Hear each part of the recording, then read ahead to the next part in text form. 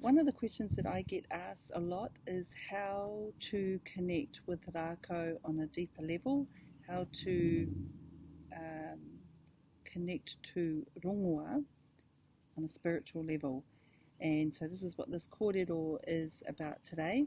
So a few years ago I wrote a book called Rākau, The Sacred Flow of Light, and in that book I talk about the different puna of connecting to Rākau, and we'll go over those very shortly. And the first puna that we sit in is called whanaungatanga. We know that whanaungatanga means relationships, building relationships, strengthening relationships, everything to do with relationships and people.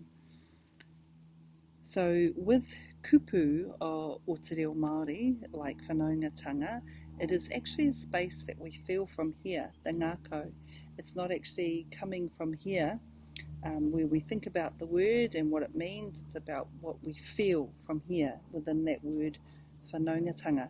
So it's an actual space, it's a puna, and how I like to explain it is you are building a relationship with the Rākau. And a way to, how I like to explain it is when you first met your best friend at school, there was something about your best friend that they had to do in order for you to gain their trust. And try to remember what that event or experience or thing that they had to do for you to be able to gain their trust. It's an actual it's an actual thing that they have to do for you to gain their trust. If you can find out what that is, then you will understand whanaungatanga and building that relationship with Rākau.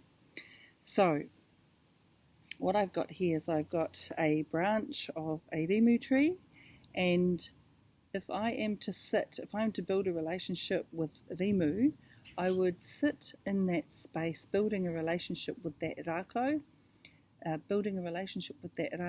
where it feels that it can trust be enough to be able to share kōrero with me, just like in your finding your best friend.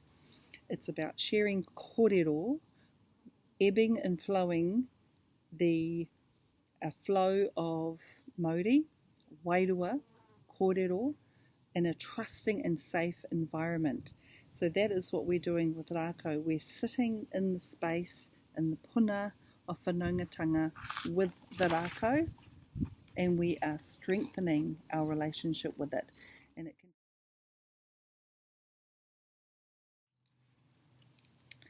So when you are building a relationship, when you're strengthening whanaungatanga with Rākau, you are also naturally in the puna of kaitiakitanga, because you just naturally want to be able to protect and be the guardian of that particular Rākau, because as you're building whanaungatanga with it, you are also creating a field of reciprocity between the two of you, and so you naturally want to protect it. So you're making sure that it has everything it needs. You're ensuring that it has, for instance, the way that it requires. Does it need trimming back? Is there another Rākau encroaching on it? Is there an invasive weed that's encroaching on it? Do you need to protect it?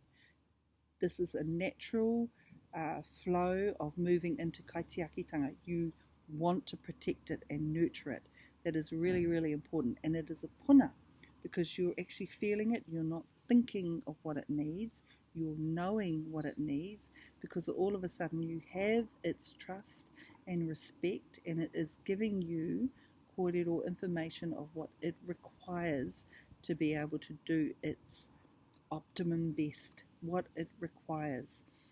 So when you're in that space of kaitiakitanga, this naturally comes, and you want to do everything that you can to protect it.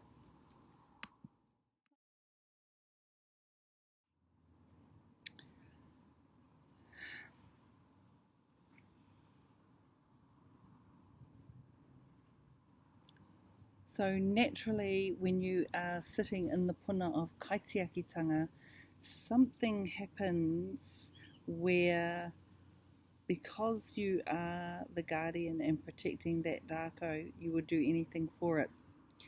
And what happens here is that another puna opens up, which is manaakitanga. The puna that opens up for you is manaakitanga. And manaakitanga, what I've come to understand what manaakitanga means is that you are raising the mana of another person, a rākau, for instance. So you're raising the mana, or you are doing all that you can to ensure that that rākau is looked after, that it has everything that it needs, and you're doing your utmost to be able to manaaki, to help, to support that rākau. So it's a different form of kaitiakitanga.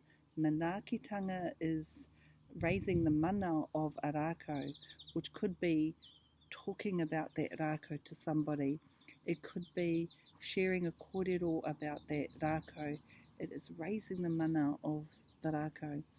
You might have, here's an example, you might have all of these rākau on top of a hill that you're looking at, and there might be one rākau that catches your attention, and you point it out and you kōrero about it, and that is giving manaakitanga to that particular rākau, because you're helping it to stand out and to share kōrero about it, to tautoko it, to make it stand out, to have its own mana. So to me, that is what manaakitanga is, and you naturally move into that puna after kaitiakitanga. All of these puna, they don't move from level to level to level to level. They're actually like puna. They're like this. They're like the koru, and they spiral around, and it just gets bigger and bigger. So manaakitanga comes after kaitiakitanga, and then naturally with manaakitanga, what that does, because you're raising the mana of a particular of a rākau through kōrero, or through just seeing its value, seeing its beauty, sharing its beauty, because you're raising the mana of this rākau, it opens up something inside you. It opens up something inside you to take you into aroha.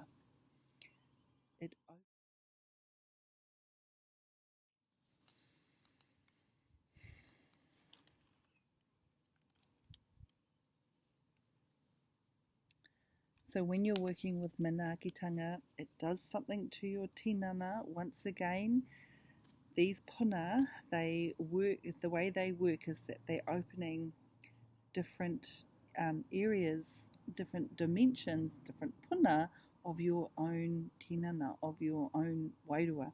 So you've moved into manaakitanga, and when you're there and you're raising the mana of this rākau by sharing kōrero, by sharing the beauty of this rākau, when you share the beauty of a rākau, it takes you into the space of aroha. So that's the next puna, aroha. That is the next puna that immediately comes through from manaakitanga. It opens up the ngākau, it opens up the heart, and takes you into aroha, and makes you sit in that space of aroha. It's just where everything around you, you feel love for. You feel love for yourself, love for everything, love for the environment. It brings you into a space of presentness, present time, because you're feeling aroha. It's the most powerful vibration around aroha.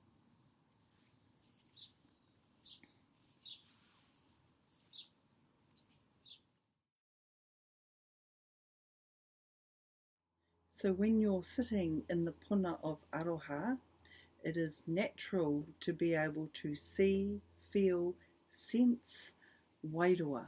So the next puna is wairuatanga, wairuatanga. So sitting in that puna of wairuatanga.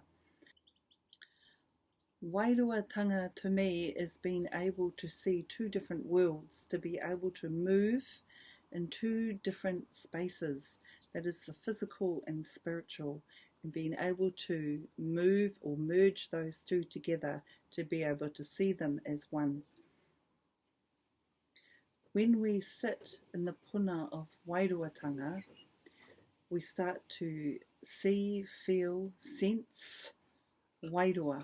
Everything around us is wairua, as wairua. The two fields, the two spaces of the physical dimension and the wairua dimension start to merge as one.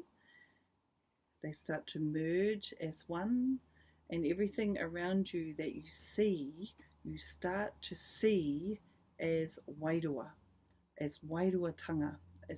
It's natural to see everything as wairua, because first and foremost we are wairua.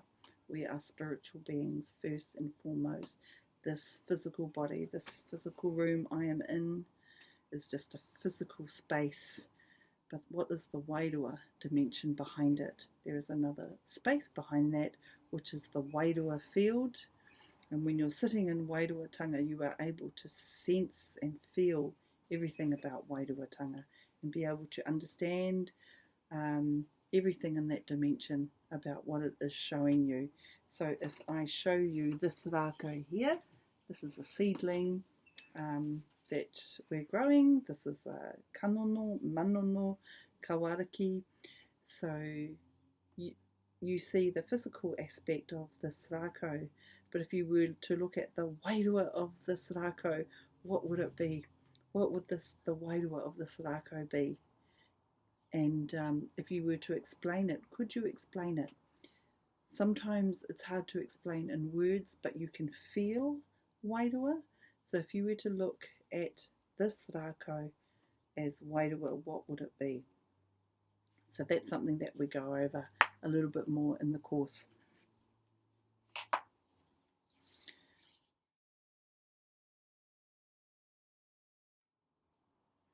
And when we've sat in the space of wairuatanga, we naturally progress to the puna of kotahitanga, which to me is the ultimate puna to reach, to be in, because once you've reached kotahitanga, everything makes sense. You are one.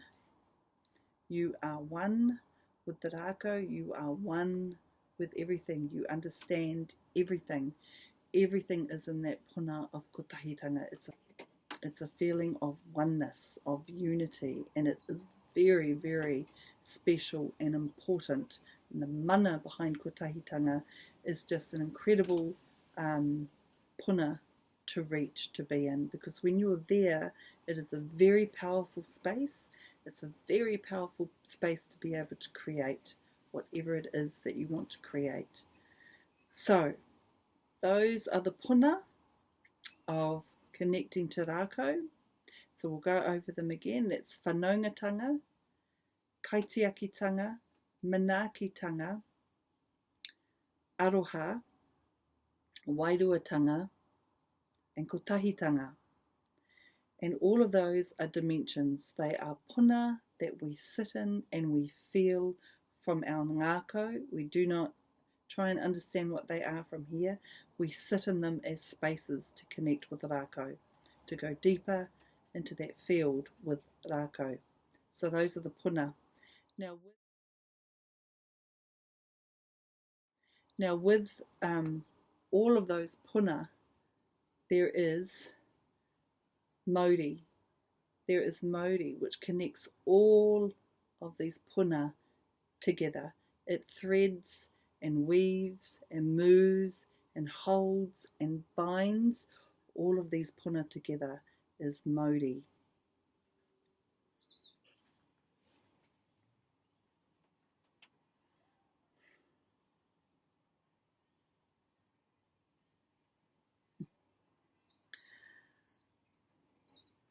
So, what is Mauri? What is Mauri? The only way I can share what Mauri is with you is by connecting to a rākau. And I'll just grab one here. Oh, this is an easy one. Another seedling. Obviously, you know this is kawakawa, and it's a seedling that is growing. And if you look closely, you can see the Mauri of the kawakawa.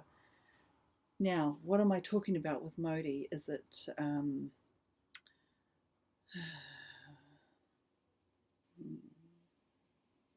okay, I'm going to put her up here, and she is going to tautoko me in explaining what Mauri is. So I'm going to connect with her and kōrero to you about what Mauri is, about what I see with this rākau, particular rākau here. So what I know about Mauri is that all rākau have different types of Mauri. Mauri is one essence that flows through everything in this physical universe. Mauri flows through everything. However, there are different strengths of Mauri in particular objects. So like rākau, some stones and rocks have different types of Mauri depending on where they are, what they are. Let's have a look at this plastic container, has a Mauri. So if you look at this in comparison to a kawakawa leaf, completely different Mauri, but it has Mauri still. So Mauri has different levels of strength and mana.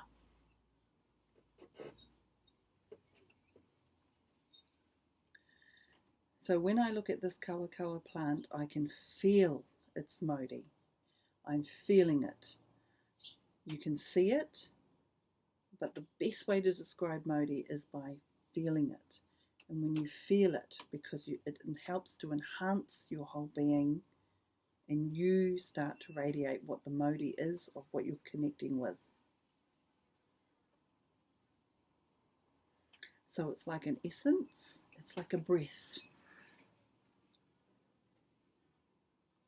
It's like a frequency, a vibration that you can connect to, and it can either raise your vibration by connecting to that Mauri of that particular plant, or if you're around something like this all the time, you'll be connecting to the Mauri of this particular frequency.